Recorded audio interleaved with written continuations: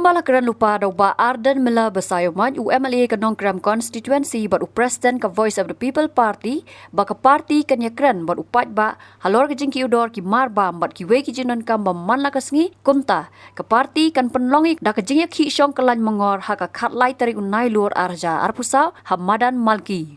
Kumban syukudo baka jingbam yoklat banra ya kamat ya keren hakador ke 0-hour notice hapo ke dorbar sunrise ke ying dorbar thawan ke jela Meghalaya haka arpu khandai trip nailar arjar pusau halor ke tai ke phang uba ardan ulapan pau ke jing ngokhia balapan kelas sendat ya ka hakador jang ke call attention notice da ke Meghalaya Legislative Assembly Secretariat. Uba Ardan ulaong, bo Menteri Badai Kemi ia ketenat Food, Civil Supplies and Consumers Affairs, uba coming wanambon ula bu ia jubab jong halor ketai kemat, ha kemiat ke ying dorbar bat benram, baka long le no namar klem dan ke Jingïalang. Ula pentip, bola pen krek bahai ke ni kemat ya keren, da ke bapa jurep ya ki brio jong ha keleng ki jaka ban lap ya ke Jingïalang ki mar ki mata, tang ke jela, nrei, syabar ke jela rukum ju. Ulang baka dor ke ya per na ke wei ke jela syak ke wei pat, bat ke Kiew ha Meghalaya. Ke parti, haba wer Paidbah isya ke ni ke Jingïalang, ling ba uba Arden bat Dr. Ricky AJ Singkon, General Secretary, kalaong. Kapor ban penlong Jingïalang kan day nado kapor shipau baje menstep, hadu san baje jan meet. So you see, this issue is very important because it affects almost every family. It has hard-hitting, many families in the state. So I want to,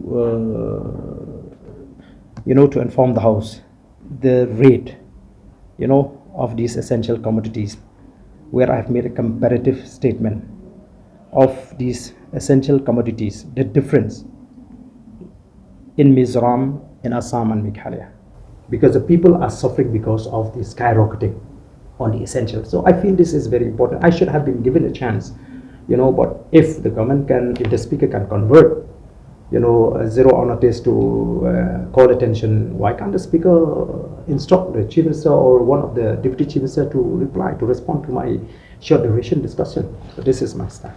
This source of the statistics is being based on, on the ground, where I send my boys to collect the information, because I don't want to say anything, from hearsay. This is the correct rate which I've sent my boys to collect. Habatin, Paidbah ki kashab plus F. Ka plus F? Hakabam bangibam dunaki eki batay kamet. Namar kata habathiru atau khau kamlu ka umpnyang kadut pet ya kashab plus F haka jingsom. Yaki nutrient kumki vitamin bat ka ayan la icon diat bada ka bathau bha kam khta ka dur jingki marbam ka jingma lani ka rukom shed yaki balehi banai kita ka don ka we ka jing mentoy ba kongsan ka kot ka khia ka nutrition ba kham bha ka jing im ba kham bha pendon kam daki marbam madon ka sharp plus F menta kasni Lawan Ra Shafi Lingba ko office jong Commissionerate of Food Safety Meghalaya.